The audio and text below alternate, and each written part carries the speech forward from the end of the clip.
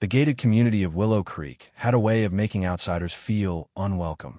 Perfectly manicured lawns, uniform facades, and a silent yet suffocating set of unspoken rules dictated every aspect of life here. For most residents, the Homeowners Association wasn't just a board. It was the unchallenged authority. Ethan had never cared for such environments, but his parents had moved here for the peace, the security. What they hadn't anticipated was the sheer pettiness of the HOA. And now, it was personal. At 23, Ethan was still adjusting to life back home after finishing college. He wasn't a troublemaker. If anything, he kept his head down. But tonight, as he watched his best friend Michael drive off earlier than planned, his hands clenched into fists. The HOA had decided that visitors weren't allowed after 8 p.m. No exceptions. No warnings. Just a smug security guard tapping his watch and telling Michael to leave. The absurdity of it all made Ethan's blood boil. He knew exactly who was behind this. Margaret Holloway, the HOA president. A woman with the kind of power that had nothing to do with merit and everything to do with micromanaging her neighbors' lives.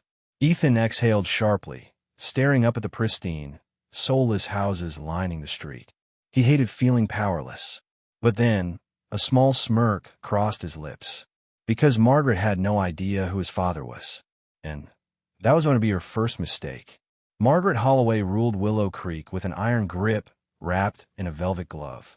She was in her late 50s, her meticulously styled platinum hair a testament to the time and money she poured into her image. She dressed in tailored blazers and silk blouses, always walking with the air of someone who knew she was in control. To the HOA board, she was a visionary, someone who kept the community in perfect order. But to those who had the misfortune of crossing her, Margaret was a tyrant. She thrived on enforcing rules down to the pettiest detail. Grass a quarter-inch too high. HOA fine. Garbage cans left out 5 minutes past pickup time. Violation notice. Visitors past 8 p.m. Immediate expulsion. Her word was final, and she enjoyed the power. When she heard that Ethan had dared to question the curfew rule after his friend was forced to leave, it only solidified her opinion of him. Young, entitled, and ungrateful. And she had no tolerance for that. Initial conflict scene.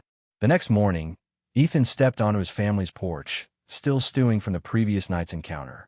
The sun cast long shadows across the pavement as he stretched, trying to shake off his frustration. But his mood soured instantly when he saw her. Margaret Holloway, flanked by 2 HOA board members, strode up his driveway as if she owned it. Her expression was pleasant in the way a wolf's might be before it lunged. "Ethan," she greeted smoothly, her voice dripping with artificial warmth. "I hear there was some confusion last night." Ethan crossed his arms, keeping his face neutral. "Confusion? You mean when my best friend got kicked out for daring to visit me?" Margaret tooted, shaking her head. "Oh, no. It's not about you, dear. It's about the community. Willow Creek thrives on structure and order. We have rules in place for a reason." Ethan bit the inside of his cheek. "Right. And that reason is..."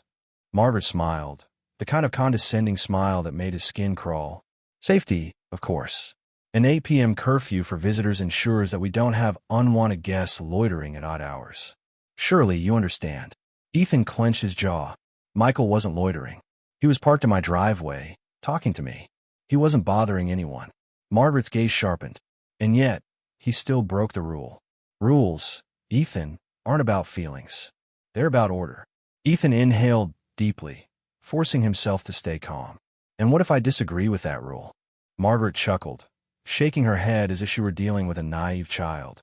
"Then perhaps Willow Creek isn't the right place for you." Her words hung in the air like a challenge. Ethan's fingers curled into fists at his sides, but he refused to give her the satisfaction of an outburst. Instead, he forced a smirk. "I'm sure that's what you'd like, isn't it?" Margaret's eyes flickered with amusement. "Oh, Ethan, this community has thrived under my leadership for over a decade. I uphold the standards that make Willow Creek what it is. If some people can't, or won't, respect that, well..."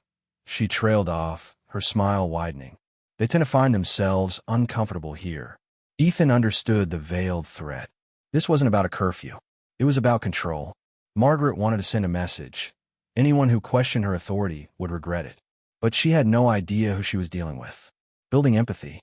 Ethan watched as Margaret and her entourage strolled back down the driveway, their polished shoes clicking against the pavement. His mother stepped out onto the porch beside him, arms crossed. "She's been like this since we moved in," she muttered.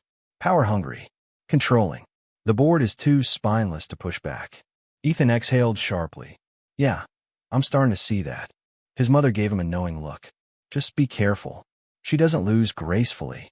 Ethan didn't respond. He didn't need to, because Margaret had just made a mistake. She thought she was untouchable. She thought Ethan was just some powerless kid. She had no idea his father was one of the most influential construction directors in the state. And she was about to find out. Ethan sat on the back porch, scrolling through his messages. His dad had just sent a text. "Flying back in 3 days. How's the HOA nonsense?" Ethan smirked. His dad, Mark Calloway, wasn't just any construction director. He was one of the most sought-after project managers in the state. He had built everything from high-end commercial properties to luxury residential developments. More importantly, he had contracts with some of the biggest firms that worked on HOA-governed communities, including Willow Creek. Margaret Holloway had no idea. Ethan didn't plan to play that card just yet. He preferred to see how far she'd push her luck first. And, as it turned out, she had plenty of pushing left to do. Escalating encounters. 1. The mysterious complaint. The first strike came the next morning. A bright yellow HOA violation notice was taped to the Calloway's front door. Ethan ripped it off and read aloud. "Improper trash disposal. Violation fee. $150. His brows furrowed. The bins had been put away right after pickup, as always. His mother appeared beside him. "Are you kidding me?" she muttered, snatching the paper. "I took the trash out myself. We followed every rule." Before Ethan could respond, a voice called out, "Ah, I see you got the notice." Margaret stood at the edge of the driveway, arms folded, an insufferably smug look on her face. Ethan turned to her, keeping his expression neutral. "We didn't do anything wrong." Margaret raised an eyebrow. "The HOA received a complaint about your bins being left out past the approved window. Rules are rules, Ethan." His mother scoffed. "From who?" "Our invisible neighbor." Margaret's smile didn't waver. "I don't disclose complaints. That would be unprofessional." Ethan exhaled through his nose. "You mean inconvenient?" Margaret gave him an appraising look, as if she were evaluating a child who thought he was clever. "If you have concerns, you're welcome to bring them up at the next HOA meeting. Until then, I expect the fine to be paid in full." She turned on her heel and strode off. Ethan watched her go, his fingers tightening around the paper. She was testing him, seeing how much she could get away with. Fine, let her try. 2. The parking setup. 2 days later, Ethan woke up to another notice. This time, it was for unauthorized street parking. His father's car had been in the driveway, same as always. His mother's car was in the garage. There had been no street parking at all. Ethan stormed outside, only to find Margaret already there, standing beside one of her board members, arms crossed in faux disappointment. "Ethan," she sighed, shaking her head. "I was hoping you'd learn." Ethan forced a smile. "Oh, I'm learning a lot." Margaret tilted her head.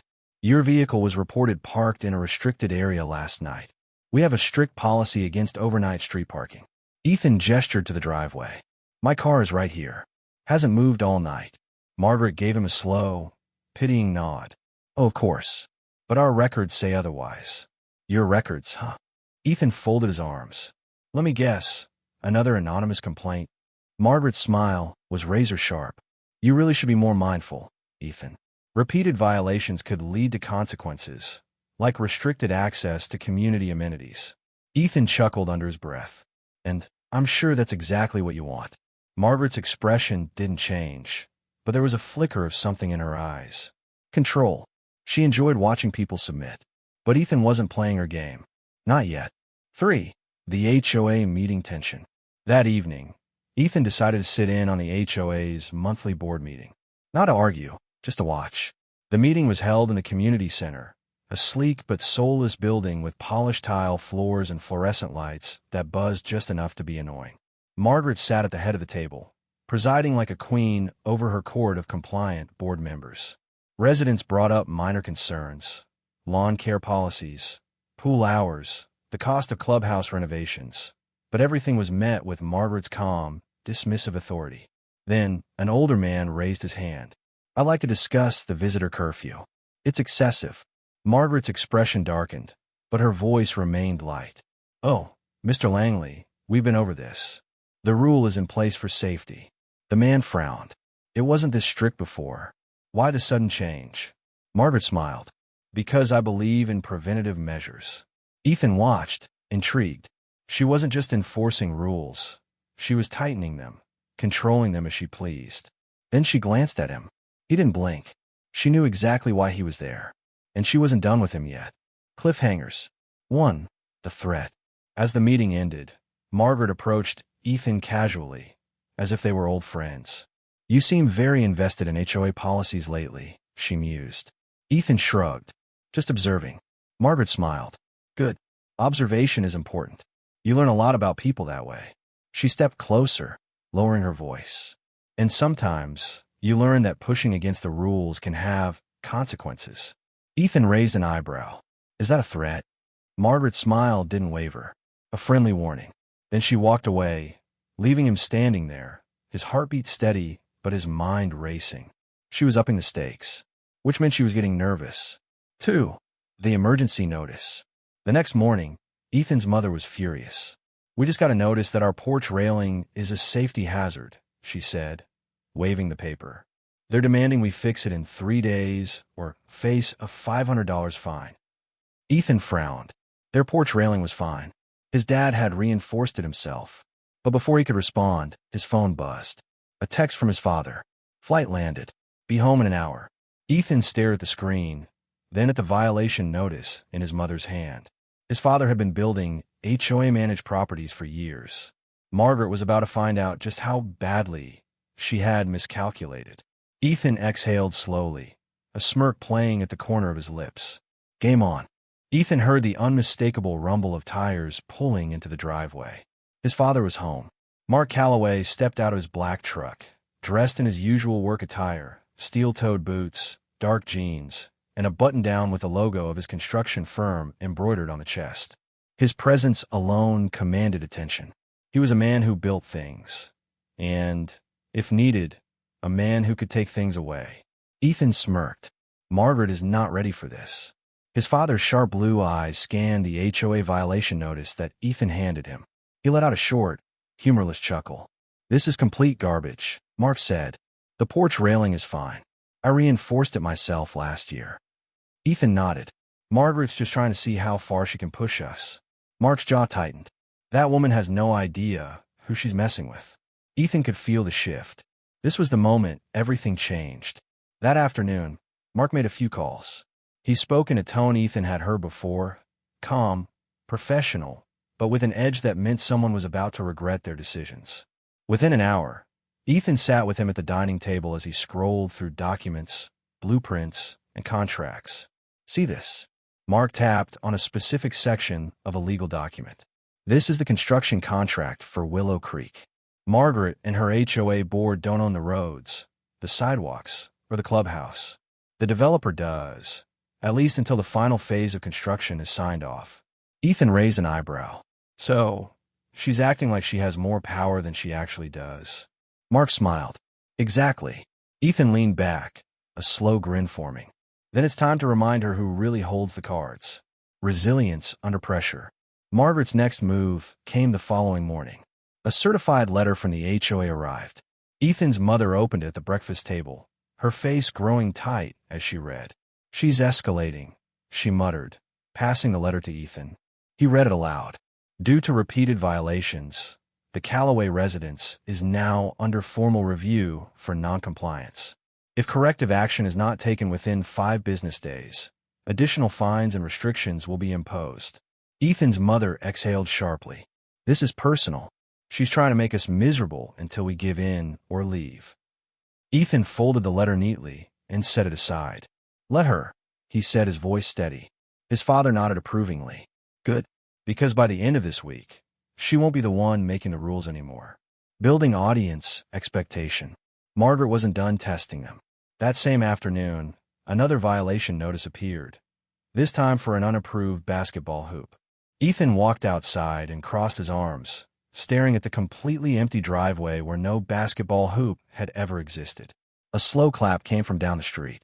Margaret stood near the HOA office, watching him, a self-satisfied smirk on her face. Ethan didn't react.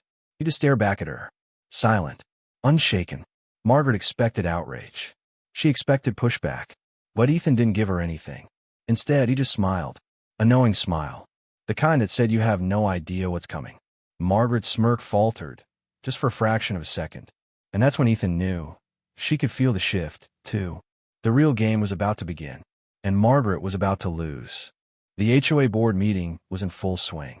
Margaret sat at the head of the long conference table in the community center, the rest of the board members neatly arranged around her. Their voices droned on about landscaping budgets and community pool maintenance.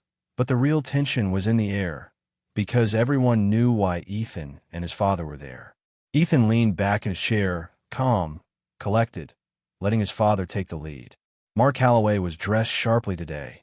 No construction boots or work shirts. Just a crisp, professional suit that made him look exactly like what he was, a man in control. Margaret, ever the queen of her little domain, sat with her usual smirk. "Mark," she said, folding her hands neatly. "I wasn't expecting you at our meeting today. What brings you here?" Mark exhaled slowly, setting down a thick folder of documents.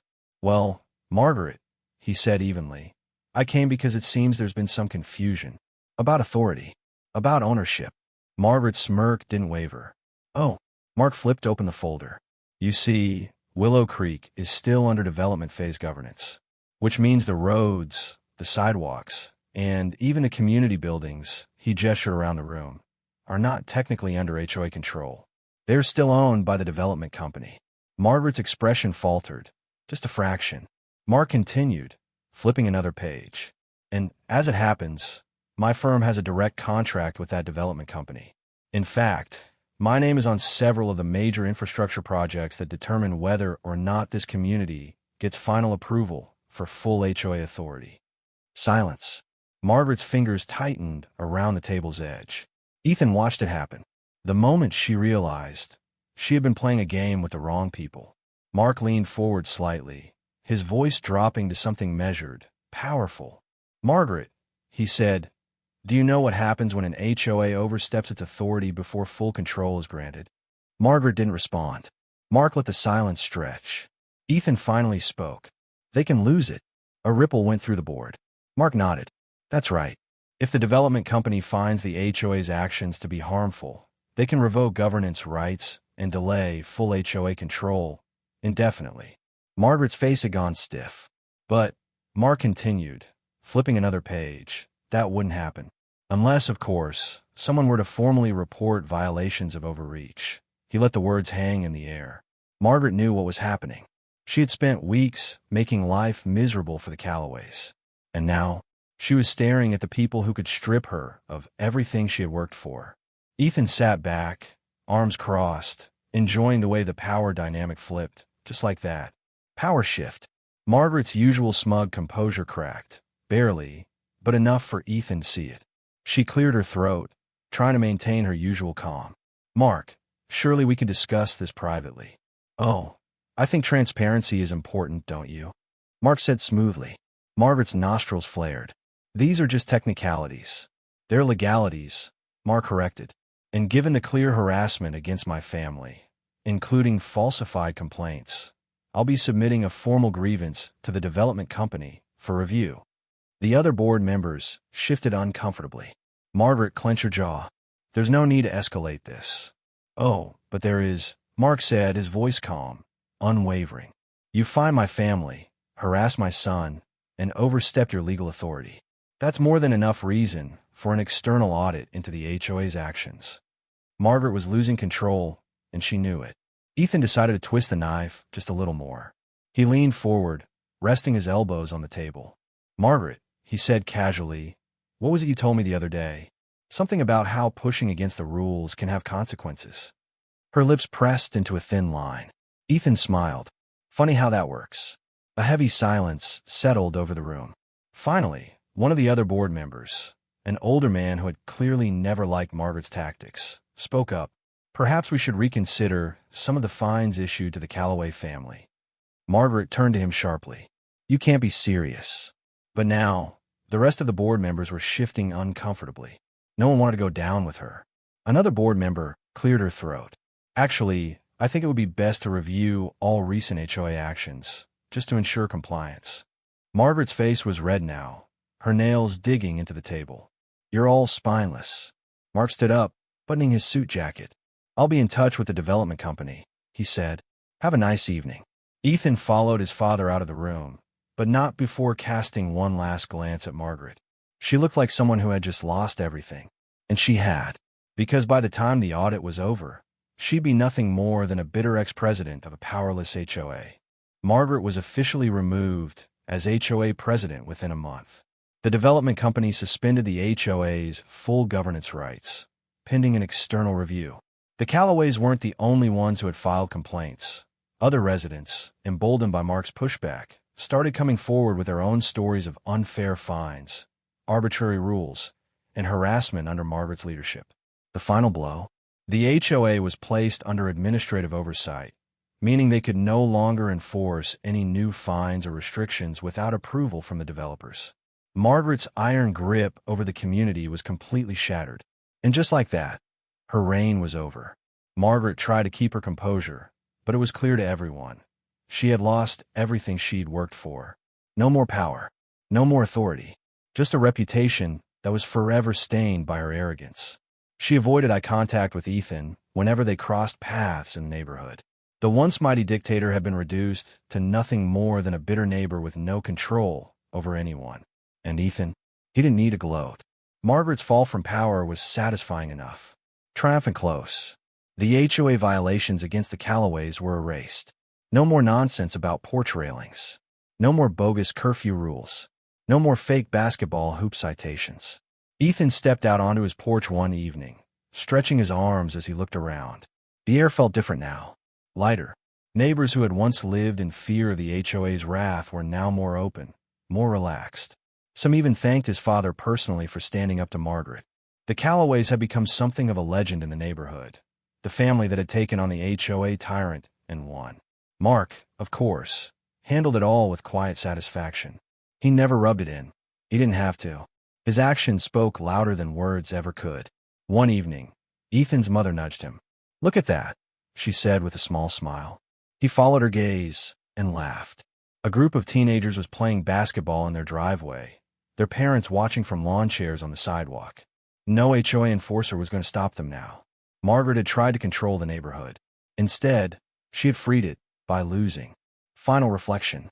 As Ethan sat on his porch, watching the neighborhood finally breathe, he thought about everything that had happened. Margaret had underestimated them. She had assumed that just because they didn't fight back immediately, they were powerless. She had been wrong. Ethan learned something valuable through all of this. Sometimes, the best way to win is to let your opponent think they have control until it's too late for them to stop what's coming. Justice had been served, not through anger, not through chaos, but through strategy, patience, and the quiet power of knowing exactly when to strike. With one final glance at the street, now a place of community, not control, Ethan let out a breath and smiled. It was over, and they had won. Final thoughts. This ending delivers justice, closure, and a powerful takeaway. Real power isn't about forcing control. It's about knowing when to use your influence wisely. Margaret's downfall is swift and final. Ethan and his family get the last word without needing to gloat, and the neighborhood finally gets to live in peace.